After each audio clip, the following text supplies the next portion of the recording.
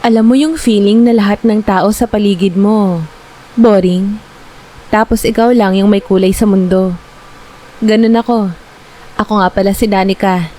At lahat ng mga taga-baryo sa amin, puro takot sa mga kwentong engkanto. Ako lang yata yung hindi nadadala sa mga pasaring ng matatanda. Sabi nila, bawal daw lumapit sa punong balete tuwing alas 12. Kasi raw, doon naninirahan ang mga nilalang na hindi dapat makita. Pero sa totoo lang, kapag gabi, yung hangin sa ilalim ng punong yun ay parang niyayakap ka. At aminin mo man sa hindi, may kakaibang thrill pag ginagawa mo yung bawal. Kaya ayun, gabi-gabi, doon ako tumatambay. Hindi ako takot. Ang totoo nga niyan, gusto ko lang talagang mapag-isa. Nakakairita kasi sa bahay. Puro sermon ni mama. Puro ingay ng mga kapitbahay na walang ibang libangan kundi manghusga. At ako, mas gusto kong mag-selfie sa dilim habang may ilaw lang ng buwan. Kasi sabi ko nga, kahit anino ko photogenic. Noong gabing yon, kakaiba yung katahimikan. Walang kuliglig, walang ihip ng hangin. Pero naramdaman ko agad yung lamig. Pero ewan ko, parang nakaka-excite.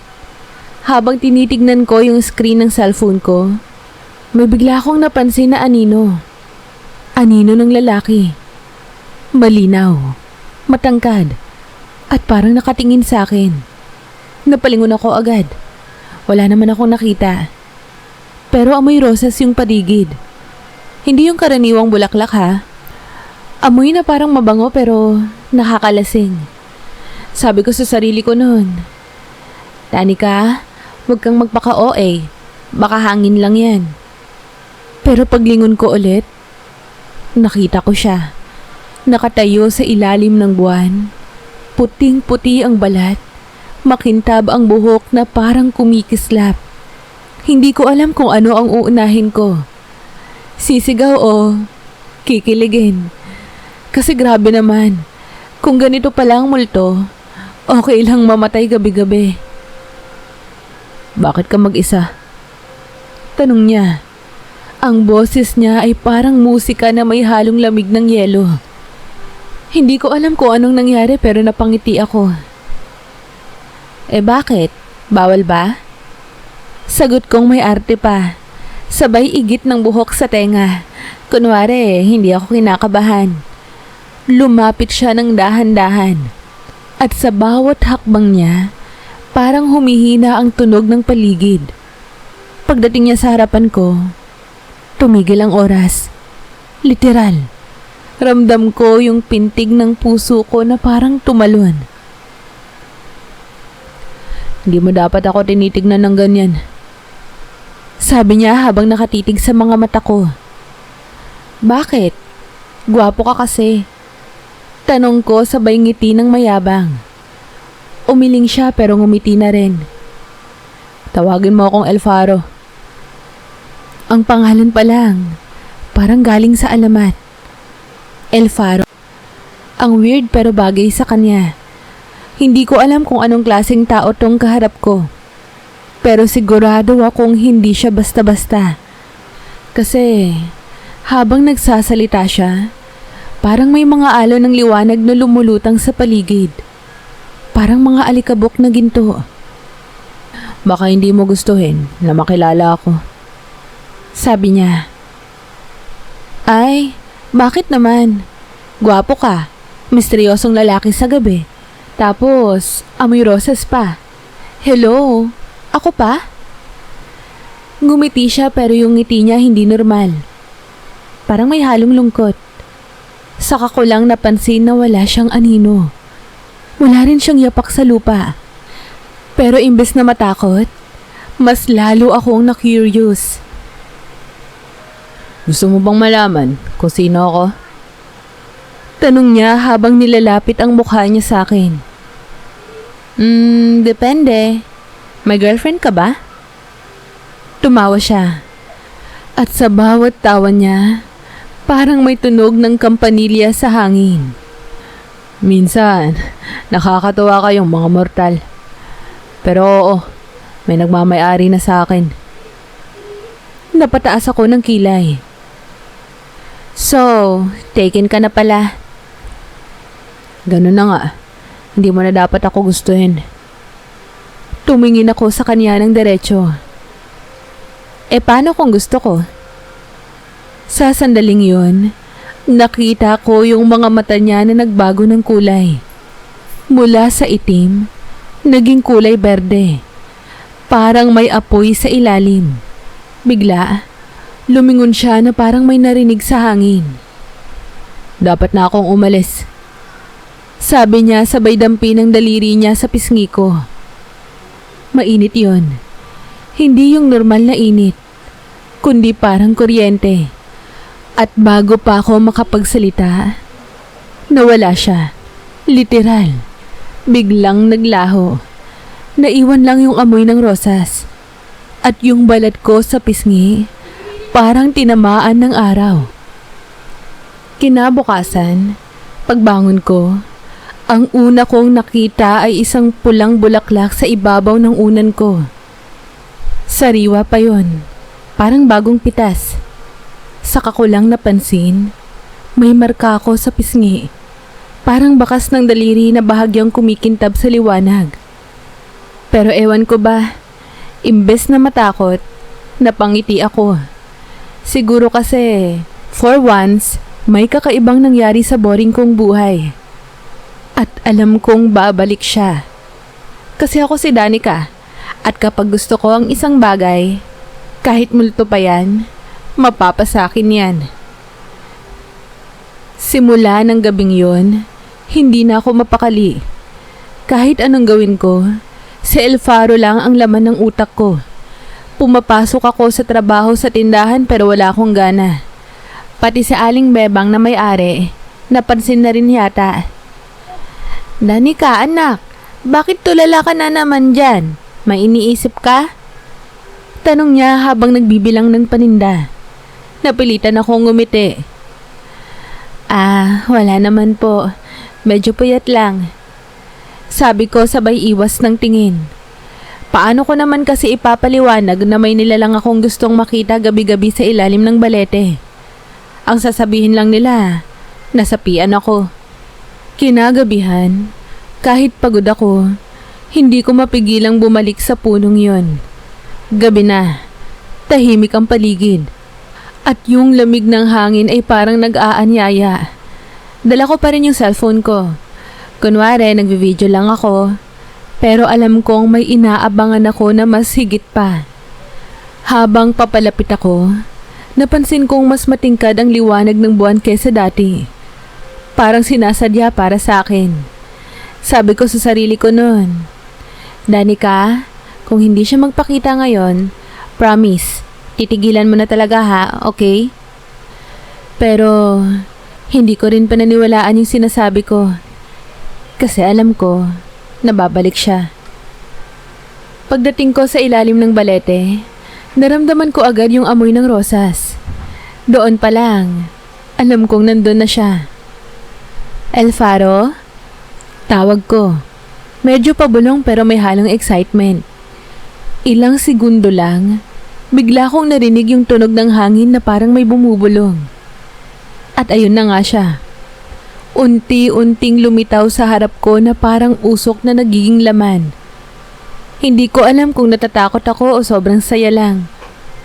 Bakit ka bumalik? Tanong niya habang nakatingin sa akin na may halong awa at tuwa. Bakit? Ayaw mo na akong makita? Sagot ko nang may ngiti. Hindi sa ganun. Pero bawat gabing nandito ka, basta papalapit ka sa panganib. Umiling ako. Alam mo, ang dami mong sinasabi. Kung ayaw mong lapitan kita, edi wag kang magpakita. Ngumiti siya. Yung ngiti na parang kasabay ng hangin. Ikaw talaga. Sabi niya sabay lapit ng dahan-dahan. Ramdam ko yung init ng hininga niya kahit malamig ang gabi.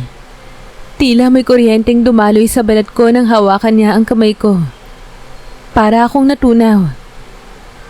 Hindi ka ba natatakot sa akin? Tanong niya habang nakatitig sa mga mata ko. Obvious ba? Hindi. Kasi kung nakakatakot ka, dapat kanina pa ako tumakbo. Eh ayan, nakatayo pa rin ako at nakatingin sa'yo. Napailing siya. Mabigat ang ugnayan ng nilalang at tao, Danica. Hindi lahat ng gusto mo ay dapat mong makuha. Eh paano kung ikaw yung gusto ko? Sabi ko sabay ngiti. Parang natigilan siya. Sa isang iglap, hinaplos niya yung pisngi ko. At yung pakiramdam, ibang-iba. Para akong nadadala sa lugar na walang hangganan. Lahat ng kulay sa paligid ay naglaho. Parang langit at lupa nagdikit. At bago ko pa namalayan, lumapit siya at hinalikan ako. Hindi ko alam kung gaano katagal yun. Pero yung init ng labi niya, parang sumunog sa balat ko. At yung amoy ng bulaklak, mas lalo pang lumakas. Pagmulat ko, wala na siya. Nasa kama na ako. Hindi ko alam kung paano ako nakauwi. Pero sa katawan ko, may mga bakas, mga pulang marka sa leeg, parang halik, at may mga guhit ng liwanag sa balat ko na kumikislap tuwing tatamaan ng araw. Akala ko panaginip lang pero totoo. Kinabukasan, habang naglalakad ako sa palengke, napansin ko na parang iba ang mga tao. Yung mga tingin nila sa akin, para bang may alam silang hindi ko alam. May matandang babae pa nga na napasigaw. Iha, huwag ka nang magpunta sa ilalim ng balete. Baka kunin ka niyan. Ngumiti lang ako sabay sumagot. Eh baka kasi po gusto niya akong kunin talaga. Hindi ko alam kung bakit ko nasabi yon. Pero parang hindi na ako si Danica na dati. Gabi ulit. Bumalik ako sa balete kahit sinasabi ng isip kong wag na. Pero alam mo yung katawan mo mismo ay parang may sariling isip? Na para bang hinihila ako ng hangin papunta doon. Paglapit ko, nagulat ako dahil nakatayo na agad si El Faro. Nakasuot siya ng itim na balabal. At yung mga mata niya ngayon, mas kumikislap kaysa dati. Bakit mo ginagawa to? Tanong ko. Dahil hindi ko dapat maramdaman to. Hindi dapat ako umiibig sa mortal. Tumingin ako sa kanya sabay hawak sa dibdib ko. Eh ano to? Hindi mo rin kaya itanggi, diba? Tumahimik siya sandali. Tapos bigla niya akong hinila palapit at niyakap ng mahigpit. Malito, Danica. Bulong niya. Eh di gumawa na lang tayo ng mali. Sagot ko sabay ngiti. Hindi ko alam kung tama o mali pero nang halikan niya ulit ako, parang tumigil ang mundo. Sa bawat paghaplos niya, pakiramdam ko parang nabubuhay ako sa panaginip. At kahit alam kong bawal, kahit alam kong may kapalit to, hinayaan ko lang. Kasi sa gabing yon, ako lang ang babae sa mundo niya. At siya lang ang lalaki sa mundo ko. Kinabukasan, pagdilat ko wala na naman siya. Pero yung amoy ng rosas, nandun pa rin sa balat ko. Sa salamin nakita kong may marka ng liwanag sa balikat ko. Napangiti ako sabay sabi sa sarili ko, masarap palang maging kabit, lalo na kung sa engkanto. Simula ng gabing yun, parang hindi na ako tao. Parang may nagbago sa loob ko. Hindi ko alam kung sa puso, sa katawan, o sa kaluluwa. Sa tuwing mapapatingin ako sa salamin, may kakaibang liwanag sa mga mata ko. At sa bawat dapit hapon, parang hinihila ako ng hangin pabalik sa balete. Hindi ko na kailangang tawagin si El Faro. Kusa siyang lumilitaw. At sa bawat gabi, mas nagiging mapanganib ang pagitan naming dalawa.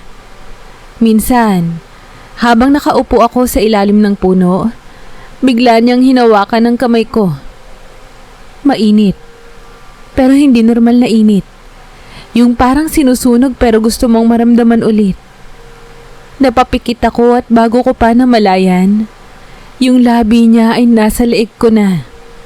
Para akong natunaw sa bawat halik, bawat haplos, bawat ungol na hindi ko alam kung sa kanya o sa akin nanggagaling. Hindi ko alam kung gaano katagal yun. Basta pagmulat ko, nakahiga ako sa mga damuhan at ang mga sanga ng balete ay parang gumagalaw. Parang nakikialam sa ginagawa namin.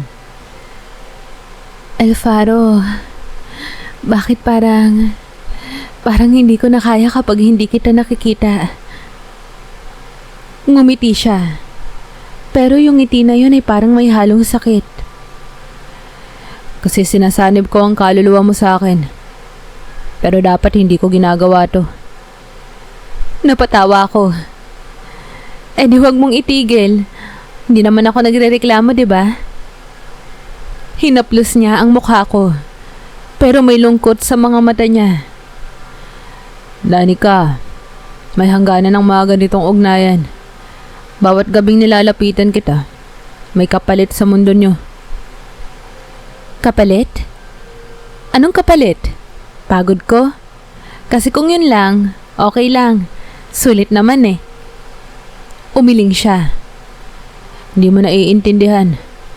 Bawat halik, bawat haplos, kumukuha ako ng enerhiya mo. At balang araw, kapag naubos yun, hindi ka na magigising bilang tao. Napangiti lang ako. Kung mamatay man ako, at least, masaya ako. Hindi mo alam kung anong ibig sabihin ng pagiging alipin ng engkanto. Sabi niya sabay lapat ng labi sa noo ko. Pero, gusto pa rin kitang halikan. At ginawa niya nga yun. Sa bawat halik niya, nararamdaman ko ang apoy na bumabalot sa katawan ko. Para akong nauupos pero sabay na nilulunod sa kaligayahan. Nakakabaliw. Simula noong gabi-gabi akong nawawala sa bahay, sinasabihan ako ni Mama, Danica, saan ka na naman nagpupunta ha? Ang dilim-dilim na ng paligid. Ngumiti lang ako. May pinupuntahan lang po ako, Nay. Pinupuntahan? Sa ganitong oras? Aba, babae ka. Baka kung sinong multoy ang pinupuntahan mo, ha? Kung alam lang niya kung gaano siya kalapit sa katotohanang sinasabi niya. Hindi ko na rin alam kung anong petsa o araw na. Basta ang alam ko lang, gabi palagi. At kapag araw, palagi akong nangihina. Para akong sinisip-sip ng hangin. Yung dating maputi kong balat, nagkaroon ng mga bakas ng kulay pilak. Parang mga ugat ng liwanag. Pero kahit ganon, mas gumaganda ako. Lahat ng tao sa paligid ay napapatingin. Pero ako wala akong pakialam. Kasi ang gusto ko lang ay si Alfaro. Isang gabi, habang nakasandal ako sa balete, bigla siyang lumitaw. Pero may kakaiba sa kanya. Oh, bakit parang nagagalit ka? Tanong ko. Dahil pinilit kong lumayo sa'yo. Pero hindi ko magawa. At ngayon, nagagalit sa akin ang asawa ko. Parang binuhusan ako ng malamig na tubig. Asawa? Sinabi ko sa'yo noon pa, Danica, na may nagmamay-ari na sa akin. Ang reyna ng aming kaharian. Napatawa ako. Yung tawa ko, mapait. So, totoo nga nakabit ako. Hindi kita kabit, Danica. Iba ka. Sabi niya agad. Eh ano ako? Libangan mo? Mortal fling? Sabi ko sabay turo sa kanya. Kasi kung ganun, Alfaro, hindi ako laruan. Lumapit siya. Hinawakan ng kamay ko at tumitig ng diretsyo sa mga mata ko. Hindi kita nilaro, Danica. Pero may mga batas na hindi ko kayang labagin. Hindi ka dapat nahulog sa akin. Ngumisi ako. Eh di masama ka rin. Kasi alam mong bawal, pero ginawa mo. Tahimik siya. At bago pa ako makapagsalita ulit, biglang kumulog. Lahat ng ilaw ng mga alitaptap na nakapalibot sa amin ay sabay na namatay. At mula sa dilim, may malamig na hangin na dumampi sa batok ko hanggang sa likod. Umalis ka na, Danica. Hindi mo kailangang makita yung parating. Sabi ni Alfaro. Hindi ako aalis hanggat hindi mo sinasabi kung ano to. Pero hindi na siya sumagot. Sa halip, may kumislap sa harapan ko. Isang liwanag na nag-anyo ng babae. Mahaba ang buhok, kumikintab ang balat, at ang mga mata ay parang salamin. Ikaw pala ang mortal na hindi marunong matakot. Sabi ng babae. Malamig ang boses. Ikaw siguro yung asawa. Sagot ko ng may ngiti pero nanginginig sa loob. Reyna Amara. Pakilala niya. At ikaw, Danica, ay nilabag ang batas ng mga diwata. Tumawa ako ng pilit. Ano naman ngayon? Inibig ko lang naman yung asawa mo. Hindi naman kasalanan yun, di ba? Ang kasalanan mo ay binuhay mo ang isang sumpa. Ang puso ng engkanto, kapag nagmahal ng mortal, nagiging apoy na kumakain ng kaluluwa. At ngayon, ikaw ang gatong. Sabi niya habang lumalapit. At bago pa ako makagalaw, hinawakan niya ang noo ko. Nakaramdam ako ng kirot. Parang sinusunog yung loob ng utak ko. Sumigaw ako pero wala akong tinig na lumabas. Sumigaw si Alfaro. Tinabig si Amara. At biglang naglaho silang dalawa. Naiwan akong nakaluhod sa lupa. Nanginginig. Habang sa paligid ko ay nagsimulang malaglag ang mga dahon ng balete. Pagtingin ko sa kamay ko, nagliliwanag to. Parang may apoy sa ilalim ng balat. Pero hindi ako natakot. Ngumiti lang ako. Kahit may luha sa mga mata ko. Ganito pala maging kabit ng engkanto. Masarap sa una pero susunugin ka rin sa dulo. Hindi ko alam kung gaano ako katagal na nakaluhod sa lupa ng gabing yun. Ang buong paligid, tila nakalubog sa dilim. Ang mga dahon ng balete ay kumikilos na parang humihinga. At sa bawat ihip ng hangin, may boses na bumubulong ng mga salitang hindi ko maintindihan. Nang tumingala ako, doon ko nakita ang liwanag sa gitna ng ulap. At mula roon, bumaba si Reyna Amara. Ngayon, mas malinaw ko na siyang nakita. Ang balat niya ay parang ginto, at ang mga mata niya ay kulay pilak na parang walang emosyon. Pero ang aura niya, nakakatindig balahibo. Hindi siya basta maganda. Nakakapangilabot ang klase ng ganda niya. Hindi mo talaga alam kung anong ginawa mo, mortal. Sabi niya habang unti-unting lumalapit sa akin. Sa bawat gabi na ginugugol mo sa piling ni Alfaro, may buhay kang kinain. Hindi ako nakapagsalita. Parang may kung anong pibibigil sa dila ko. Ramdam ko lang ang malamig na hangin sa batok ko at ang kirot sa noo ko kung saan niya ako hinawakan dati. Pero kahit nangihina ako, hindi ako nagpatalo. Kung gusto mong may pagalitan, asawa mo ang kausapin mo. Hindi ako ang nang-akit sa kanya. Ngumisi siya. Kaya pala gustong gusto ka niya. Ang tapang mo para sa isang mortal na nabubuhay lang dahil pinahintulutan naming huminga. Sinubukan kong tumayo pero biglang gumalaw ang mga ugat ng balete at binalot ang mga paa ko. Sinakal ng mga ito ang binti ko hanggang sa hindi na ako makagalaw. Bitawan mo ako! Sigaw ko pero tawa lang ang isinagot niya.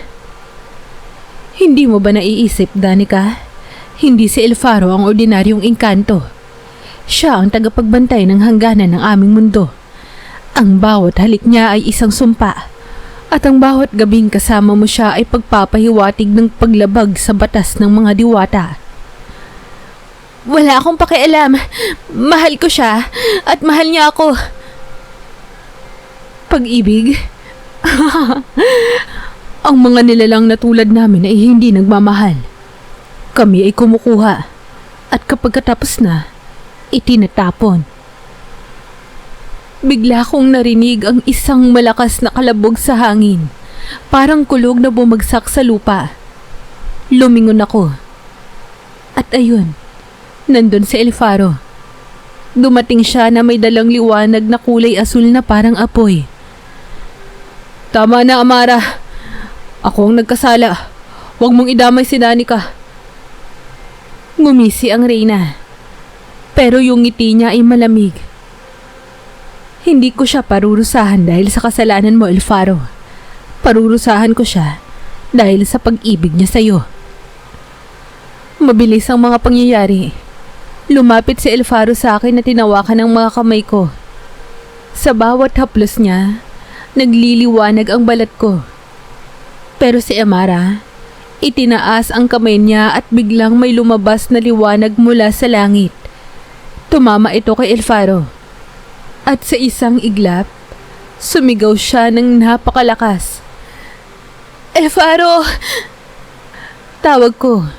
Pilit siyang inaabot pero pinipigilan ako ng mga ugat. Danica, tumakbo ka! Sigaw niya habang unti-unting naglalaho ang anyo niya. Nagiging abo sa hangin. Huwag ka nang babalik dito. Hindi kita iiwan. Pero habang nagsisisigaw ako, naramdaman kong unti-unti ring natatanggal ang lakas ko. Nang tuluyang maglaho ang liwanag, wala na si El Faro. Ang naiwan lang ay ang amoy ng nasusunog na bulaklak at yung tunog ng mga sanga ng balete na nagkikiskisan sa isa't isa. Tumingin si Amara sa akin. Makinig ka, mortal. Kung gusto mong mabuhay, kalimutan mo siya. Dahil sa sandaling tawagin mo ang pangalan niya, ikaw mismo ang magbabayad ng kanyang kasalanan. Pagkatapos niyang sabihin yon, naglaho siya kasabay ng hangin. Ang mga ugat na pumigil sa akin ay biglang lumuwag at bumagsak ako sa lupa. Nanginginig pa rin ako pero may parte sa akin na hindi makapaniwala. Wala na si El Faro. Lumipas ang mga araw pero parang gabi pa rin sa paligid ko. Kahit may araw, malamig pa rin ang balat ko. Sa bawat oras na tinitingnan ko ang sarili ko sa salamin, may bakas pa rin ang marka niya sa leeg ko. Parang pilak na hindi nawawala. Hindi ko alam kung may sumpa ako o alaala lang ng pag-ibig naming bawal. Pero sa loob ko, alam kong buhay pa siya. Isang gabi, habang naglalakad ako pa uwi, bigla kong narinig yung pamilyar na amoy ng rosas. Tumigil ako. El Faro? Bulong ko kahit alam kong bawal. Sa sandaling yon, umihip ang hangin at may malamig na kamay na dumampi sa pisngi ko. Hindi ko siya nakita pero naramdaman ko. Bakit mo ba ako tinatawag? Boses niya yun. Mahina pero malinaw. Dahil hindi ko kayang mabuhay nang wala ka. Sagot ko na halos umiyak na. Kung ganun, handa ka bang magbayad? Anong ibig mong sabihin? Kung pipiliin mo akong muli, hindi ka na makakabalik sa mundo ng tao. Tumahimik ako. Parang tinutusok ang dibdib ko sa bawat salitang binibitawan niya. Kung yun lang ang paraan para makasama kita, oo, handa ako. Danica, bulong niya. At sa sandaling iyon, ay parang may kumislot sa lupa. Naramdaman ko na lang na may ugat ng balete na unti-unting gumagapang papunta sa mga paa ko. Hindi ko tinakbuhan yun. Sa halip, ngumiti ako at pumikit. Kung ito ang parusa ng pag-ibig ko sa'yo, tatanggapin ko. Sa huling sandali bago ako lamunin ng dilim, Narinig ko ang huling tinig niya.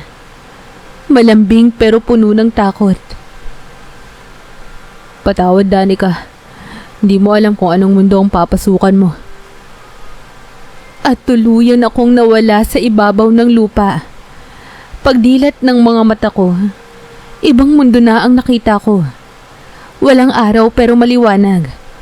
Ang liwanag ay galing sa mga kristal na nakasabit sa kisame ng parang kuweba. Ang hangin, malamig pero mabango. Parang pinaghalong ulan at bulaklak.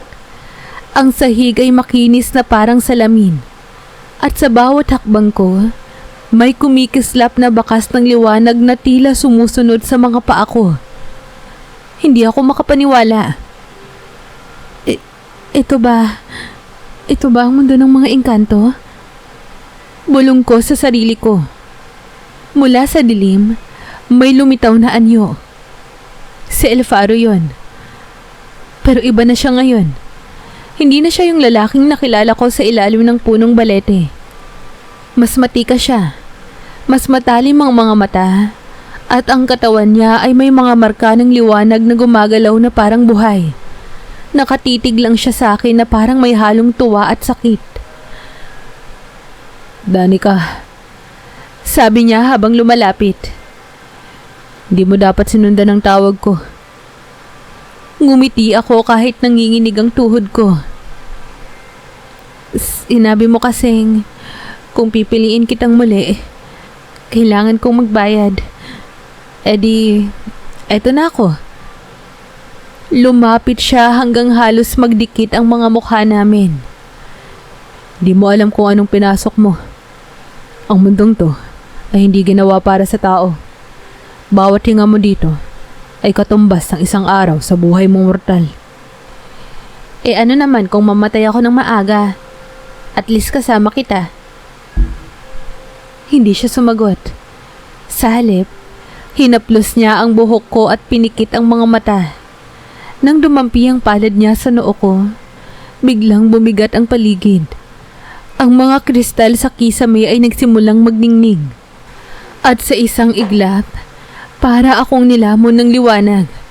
Nang tumigil ang lahat, nakahiga na ako sa isang kama na gawa sa mga dahon at bulaklak. Nasa tabi ko si El Faro. Tahimik lang pero ramdam ko ang bigat ng iniisip niya. Mahal mo ba talaga ako, Danica? Tanong niya na halos pabulong. Kung hindi, tingin mo ba magpupunta ako rito?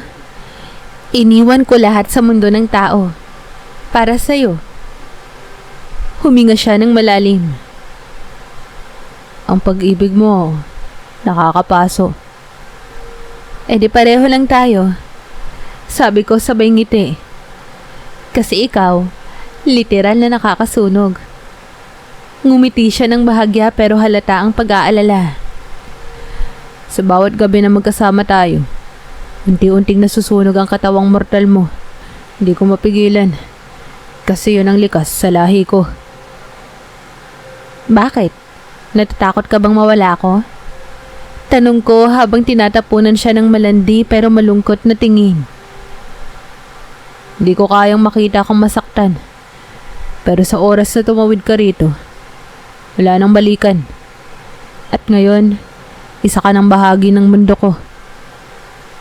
Tumayo siya at inabot ang kamay ko. Halika, may papakita ako. Sinundan ko siya palabas ng silid. Paglabas namin, halos mapatigil ako sa nakita ko. Isang paraiso sa ilalim ng lupa. Mga puno na kumikislap, mga bulaklak na kumakanta, at mga ilog na umaagos ng paitaas. Sa gitna ng lahat, may palasyo na gawa sa salamin at ginto, nakalutang sa ere. Doon niya ako dinala. Pagpasok namin, lahat ng mga nilalang ay napalingon. May mga diwata, duwende, at mga may aninong may pakpak. Lahat sila nakatingin sa akin na parang isang kasalanan na nakatayo sa harap nila. Ito si Danica, ang pinili kong mortal. Sabi ni El Faro. Tahimik ang buong lugar, hanggang sa may isang boses na tumago sa katahimikan. ang mortal na sumira sa balanse ng ating kaharian. Lumabas si Reyna Amara mula sa likod ng gintong trono. Mas maganda pa siya ngayon. Pero mas nakakatakot. Hindi ko akalaing ganito mo siya kamahal, Elfaro. Amara, ako ang nagkasala. Huwag mong idamay si Danica. Hindi ko siya idadamay. Gagawin ko siyang bahagi ng ating mundo. Gaya ng gusto niya. Pero hindi bilang Reyna o Maharlika, kundi bilang tagapaglingkod. Isang mortal na magsisilbi sa kaharian ng habang buhay. Nagulat ako. Ano? Hindi ako alipin. Ngumiti si Amara ng malamig. Hindi ikaw ang magpapasya, Iha. Nandito ka dahil pinili mong iwan ang pagiging tao. At ngayon, magbabayad ka. Bago pa makalapit si Elfaro, may mga aninong humawak sa mga braso ko. Sinubukan kong kumawala pero parang bakal ang pagkakahawak nila. Elfaro, tulungan mo ako. Sigaw ko. Danica, magtiwala ka sa akin. Sigaw niya habang pinipigilan ng mga kawal. Hanapin ko ang paraan para mailigtas ka. Ngunit bago pa siya makagalaw, inangat ni Amara ang kamay niya. Biglang bumagsak si Elfaro sa lupa na parang pinipigilan ng hangin mismo. Walang sino mang nilalang ang pwedeng lumaban sa batas ng mga diwata. Kahit ikaw pa, Elfaro. Dinala nila ako sa isang madilim na silid. Doon, pinalibutan ako ng mga kandila na may asul na apoy. Isang diwata ang lumapit at pinahiran ang mga palad ko ng pulang langis. Simula ngayon, ikaw ay magiging tagapagsilbi ng liwanag. Hindi ka makakatulog. Hindi ka makakatakas. Hanggang sa ang apoy ng pag-ibig na yan ay tuluyang kainin ka. Pag-alis nila, naiwan akong mag-isa. Tahimik. Ang katawan ko, nanginginig. Pero sa gitna ng lahat ng yun, naisip ko pa rin siya. Elfaro, kahit alipin mo ko, ikaw pa rin ang pipiliin ko. At sa dilim ng silid, may narinig akong mahinang tinig. Boses niya yun. Huwag kang matakot, Danica. Kapag dumating ang hating gabi, sasalubungin kita sa apoy. Ngumiti ako kahit may luha sa mga mata ko. Alam kong mali lahat ng to. Pero sa puso kong sinusunog na ng engkanto, isa lang ang malinaw. Masarap ang pagmamahal. Kahit bawal, kahit masakit, kahit ubusin ako ng buo. Hindi ko alam kung gaano ako katagal nakakulong sa silid na yon. Sa bawat oras na dumadaan, pakiramdam ko, mas lumalalim ang lagablab sa loob ng katawan ko. Hindi apoy na nakikita kundi yung uri ng init na nanggagaling sa mismong kaluluwa. Parang may kumakain sa loob ko. Ang mga kamay ko, unti-unting nagiging parang salamin na may liwanag sa ilalim. Gabi-gabi, nakikita ko sa kisame ang mga matang nagmamasid. Mga aninong parang mga diwata na galit pero hindi nagsasalita. Ang tanging kasama ko ay yung tunog ng mga kandila. At minsan, kapag hating gabi, maririnig ko ang tinig ni Elfaro. Mahina pero malinaw. Bumubulong mula sa hangin. Sandali na lang, Danica. Hahanapin kita. Doon lang ako nakakakuha ng lakas. Doon lang ako umaasa na may saysay pa ang pag-ibig ko sa kanya. Isang araw, bumukas bigla ang pintuan ng silid. Pumasok ang 3 diwata na nakadamit ng pilak. Panahon na. Dadalhin ka sa silid ng paglilitis. Sinubukan kong kumawala pero walang lakas ang katawan ko. Dinala nila ako sa gitna ng palasyo kung saan naroon muli si Reyna Amara. Nakaupo sa trono na malamig ang titig. Sa tabi niya, nakatayo si Elfaro. Nakayuko na parang walang karapatan na magsalita. Ang mortal na nagpatuloy sa bawal na ugnayan. Ano ang masasabi mo sa ginawa mo? Sabi ni Amara. Tinignan ko siya ng diretso. Mahal ko siya. At kung kasalanan yon, edi ako na ang pinakamasamang mortal sa lahat. Ngumisi siya. Mahal mo. Ang pag-ibig ng tao ay marupok. Kapag lumipas ang init, lilisanin mo rin siya. Hindi mo ako kilala. Hindi ako katulad ng mga mortal na tinatawanan niyo lang. Kaya kong magmahal kahit hanggang impyerno. Napatigil siya sandali. Tapos bumaba ang tingin niya kay Alfaro. At ikaw, tagapagbantay ng hangganan. Anong masasabi mo? Wala ka man lang bang pagsisisi? Meron. Sagot ni Alfaro na mababa ang boses. Nagsisisi ako dahil huli na noong nalaman ko kung gaano kalalim ang pagmamahal ng isang mortal. Ang buong bulwagan ay tila o malingaw-ngaw sa katahimikan. Tumayo si Amara at itinaas ang kamay niya. Kung gayon, hayaan nating ang batas ang magpasya. Sa ilalim ng liwanag ng apoy ng buhay, malalaman natin kung ang inyong pag-ibig ay totoo o kasinungalingan. Sa isang iglap, nabalot ng liwanag ang paligid. Nasa gitna na ako ng isang bilog na apoy. Ang hangin ay mainit. At bawat segundo ay parang tinutunaw ang laman ko. Si Alfaro naman ay nasa kabilang panig, nakatali sa mga sinag ng liwanag. Danica! Sigaw niya pero hindi siya makalapit. Kung totoo ang sinasabi mong pag-ibig, wika ni Amara, maliligtas mo siya mula sa apoy nang hindi sinusunog ang iyong sariling katawan. Pero kung kasinungalingan lang ang lahat, kayo ay parehong magiging alab sa ilalim ng lupa. Tumingin ako kay Alfaro. At sa sandaling yon, wala na akong inisip kundi siya lang. Tumakbo ako papunta sa kanya kahit naramdaman kong bawat hakbang ay sinusunog ang balat ko. Naririnig ko ang mga sigaw ng mga diwata, ang pagtili ng hangin. Pero hindi ko pinansin yon. Umabot ako sa kanya at niyakap siya ng mahigpit.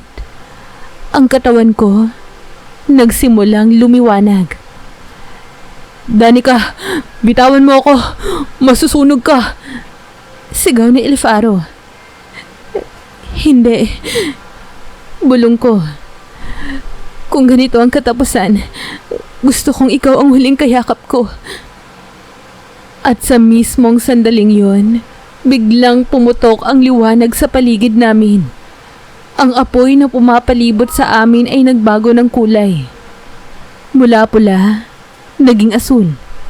Mula sa asul, naging puti. Ang mga diwata ay napaatras. Si Amara ay napatitig at hindi makapaniwala. Hindi ito maaaring mangyari.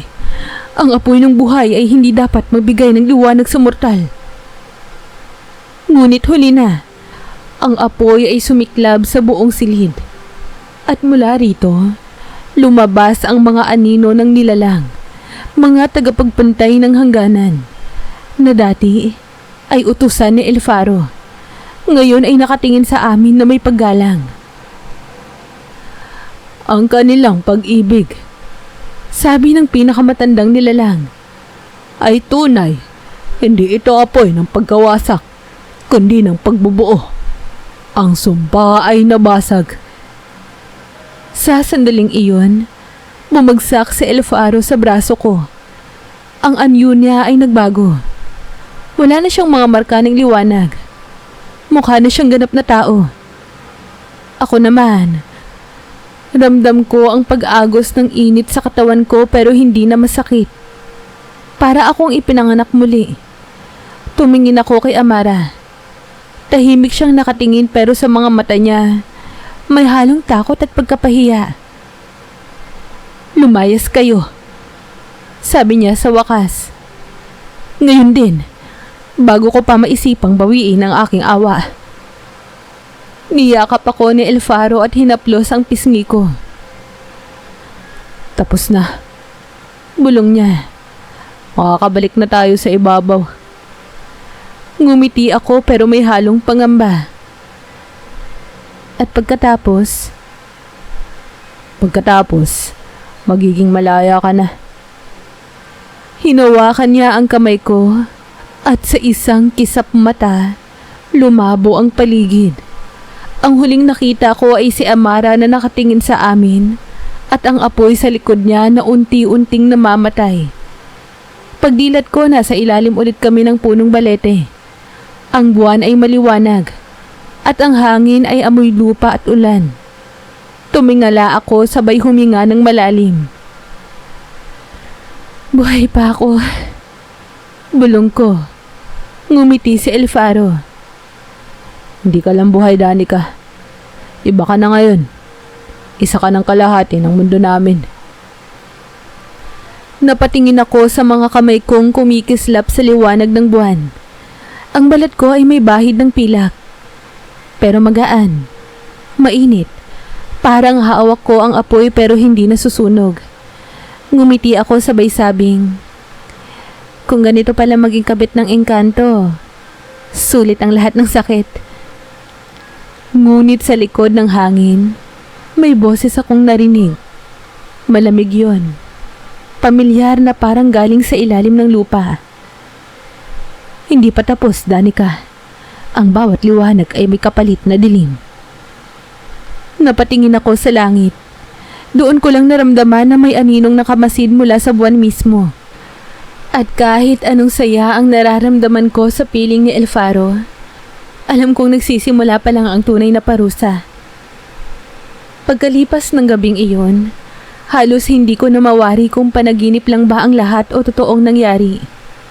Ang katawan ko, may mga bahid pa rin ng liwanag sa balat. At sa tuwing hahawakan ni El Faro ang kamay ko, may mga sinag ng apoy na lumalabas na parang sinasayaw ng hangin. Nasa mundo na kami ng tao. Pero ibang-iba ang paligid. Ang punong balete na dating tahimik ay ngayon ay parang may buhay. Ang mga sanga nito ay gumagalaw. At sa gabi, kumikislap ang mga dahon na para bang mga bituin na nahulog sa lupa. Sa unang pagkakataon, naramdaman kong ligtas ako. Kasama ko siya. Pero sa ilalim ng katahimikan, may nakatago pa rin na takot. Kasi kahit pang ngumiti si El Faro, may lungkot sa mga mata niya. Madalas ko siyang mahuling nakatingin sa kalangitan na parang may inaabangan. Hindi na tayo babalik doon, di ba? Tanong ko habang nakahiga sa damuhan at nakatitig sa mga bituin. Hanggat maaari, hindi. Sagot niya habang hinahaplos ang buhok ko. Pero ang mundo ng mga nilalang ay hindi basta nagpapalaya. Bawat paglayas, may kapalit. Kapalit? Hindi ba't nasunog na natin ang sumpa? Tama ka. Pero ang apoy na yon, Danica, may naiwan. Bahagi ng enerhiya ng ating kaharian ang nagbubuhay sa katawan mo ngayon. Kung hihina ako, ikaw ang unang mawawala. Tumigil ako. Para akong natigilan sa mga salitang yon. Anong ibig mong sabihin?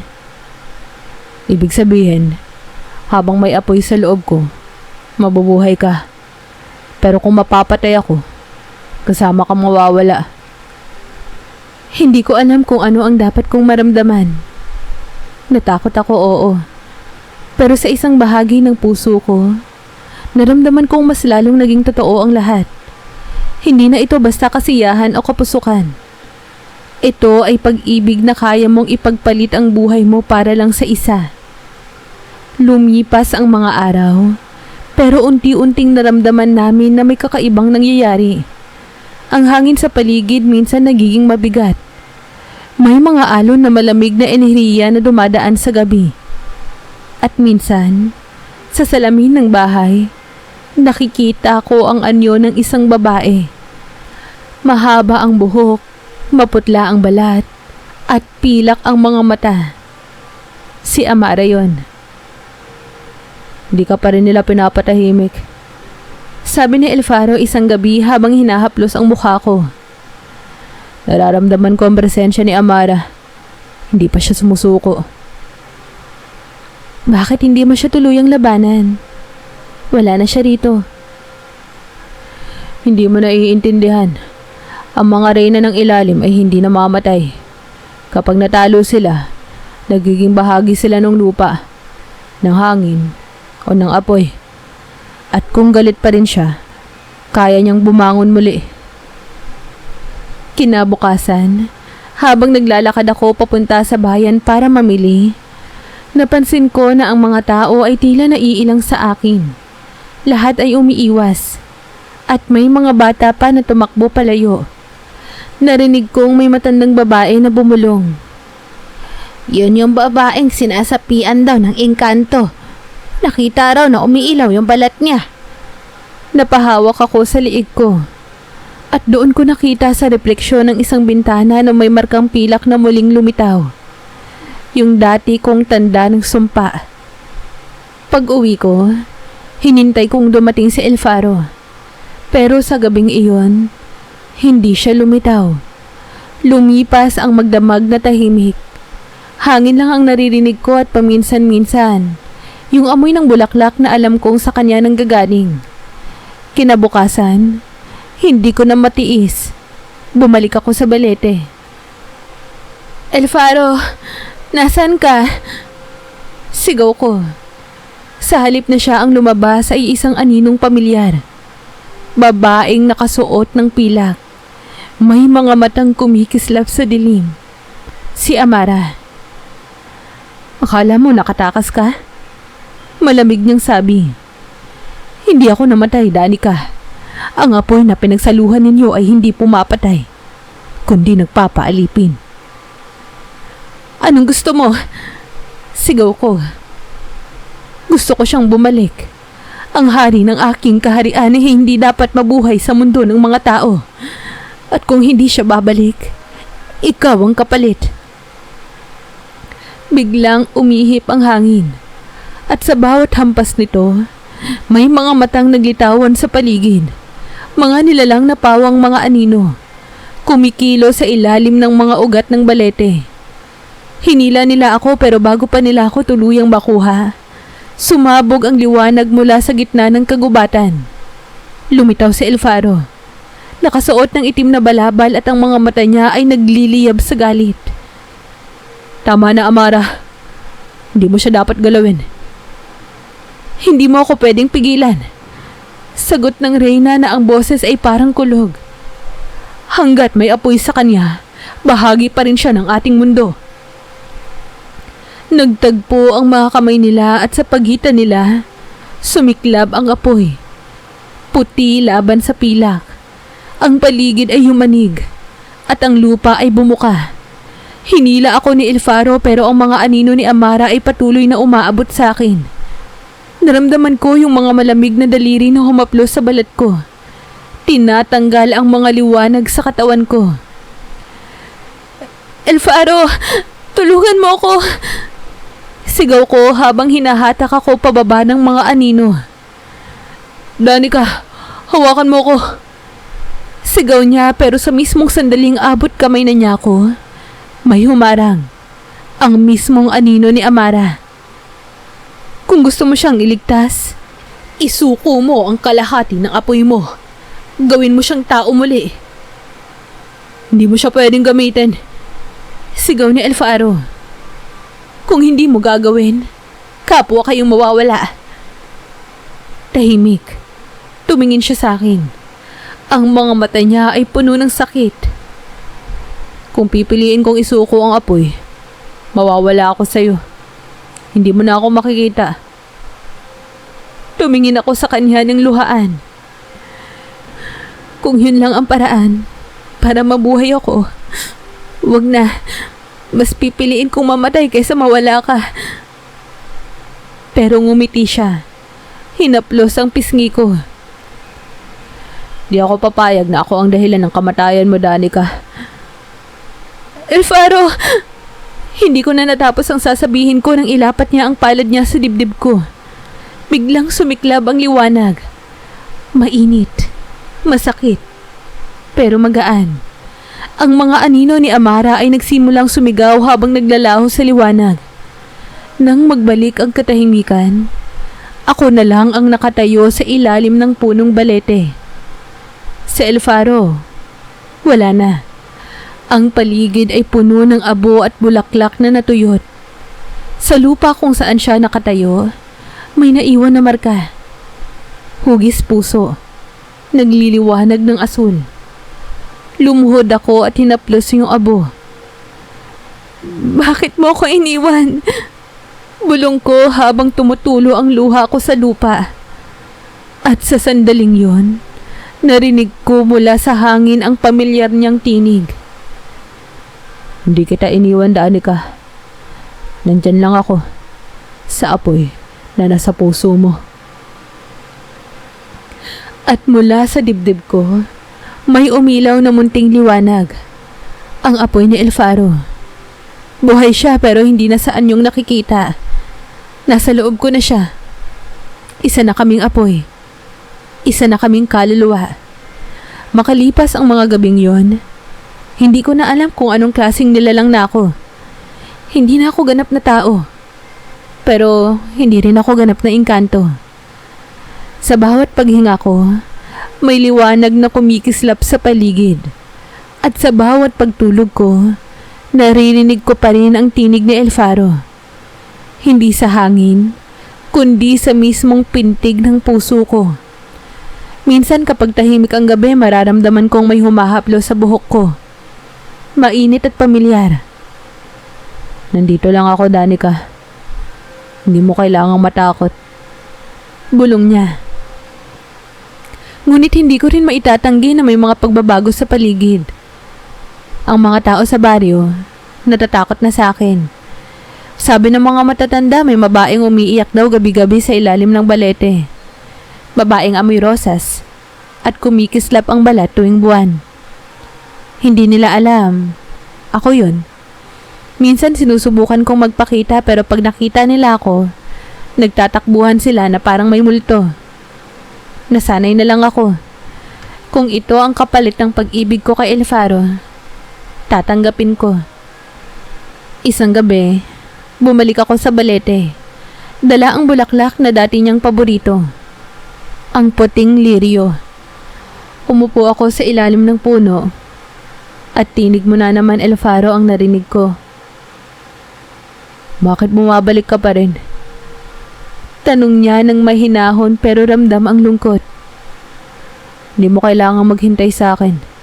Nasa loob mo na ako. Alam ko. Pero hindi mo alam kung gaano kahirap mabuhay sa mundo ng walang kasabay. Ramdam kita, oo. Pero gusto kong makita ka. Gusto kong marinig ang boses mo sa hangin. Hindi sa dibdib ko lang. Gusto kitang maramdaman ng pisikal. Gusto kitang mayakap. Tahimik siya sandali. Tapos biglang umihip ang hangin. At mula sa mga dahon, bumaba ang liwanag. Unti-unting nag-anyo ng isang lalaki. Hindi ko alam kung panaginip lang pero si El Faro yun. Hindi kasing kumikislap ng dati. Pero malinaw. Hindi ako lubusang makatawid. Pero sa bawat gabi ng buwan, pwede akong magpakita saglit. Agad akong lumapit at halos maiyak sa tuwa. Hinaplos ko ang pisngi niya pero parang hangin pa rin. Mainit pero walang bigat. Hindi mo alam kung gaano kita na-miss. Ngumiti siya. Alam ko, ramdam ko ang bawat tibok ng puso mo. Pero kailangan mong mabuhay, Danica. Hindi pwedeng sa akin lang iikot ang mundo mo. Hindi mo ba naiintindihan? Ikaw ang mundo ko. Sagot ko at medyo napalakas ang boses ko. Napayuko siya. At kahit anino lang ng katawan niya ang hawak ko, nakita ko ang lungkot sa mga mata niya. Kapag patuloy mong hinahanap ang mundo ko, makakaligtaan mong may sarili kang buhay. Ako na lang ang apoy na magbabantay sa'yo. Pero ikaw dapat ang liwanag na magpapatuloy. Hindi ko alam kung ilang beses ko siyang tinangkang hawakan ng buo. Pero bawat sandali na ginagawa ko, parang unti-unti siyang nagiging usok. Hanggang sa isang gabi, wala na. Niliwanag ng katawan niya ay hindi ko na nakita. Naiwan lang yung puting liryo sa lupa. At sa gitna nito, may maliit na sinag ng apoy. Isinilid ko yon sa bote at tinago sa dibdib ko. Lumipas ang mga buwan, unti-unti kong natutunan mamuhay mag-isa. Hindi ko na tinakasan ang mga tingin ng mga tao. Kapag nakikita nila akong naglalakad sa gabi, tinatakpan nila ang mga bintana nila. Pero ako, ngumingiti lang. Alam kong hindi na ako si Danica na mortal. Ang bawat hakbang ko, may liwanag. Ang bawat hinga ko, may halimuyak ng rosas. Pero hindi ko yun kinakahiya. Isang gabi, habang nakatingin ako sa buwan, naramdaman kong muli ang init sa dibdib ko. Binuksan ko ang hawak kong bote at mula doon, lumabas ang maliit na apoy. Kulay asul na parang hininga ng hangin. Umangat ito sa himpapawid at mula sa liwanag, nakita ko ang anyo ni El Faro. Hindi siya nagsalita pero ngumiti lang. Yung ngiti na kilala ko kahit sa dilim. Buhay ka pa rin sa akin. At habang buhay pa ako, hindi mawawala ang liwanag mo. Unti-unti siyang naglaho at sa lugar kung saan siya tumindig, tumubo ang isang liryo. Ang pinakamaputi at pinakamabangong bulaklak na nakita ko. Kinuha ko ito at itinanim sa ilalim ng punong balete. Mula noon, sa tuwing may dumaraan, naririnig nila ang hangin na humuhuni ng isang pangalan. El Faro. At sa tuwing sisikat ang buwan, sa ilalim ng punong yun, may babaeng nakatayo. Balat na kumikislap sa liwanag. Mata na puno ng apoy at pag-ibig. At ngiti ng isang nilalang na minsan ay naging mortal. Ako yun. Si Danica. Ang kabit ng engkanto. Ang babaeng minahal, sinunog, at binuhay ng apoy. Hanggang ngayon naririnig pa rin ang pangalan ko sa bawat bulong ng hangin. Sa bawat halik ng dilim sa gabi. Dahil kahit lumipas na ang mga panahon, hindi naglalaho ang apoy ng mga pusong nagmahal kahit bawal. At habang may buwan, habang may punong balete sa lupa, mananatili akong naroroon. Ang kabit na naging alamat, ang apoy na minahal ng engkanto.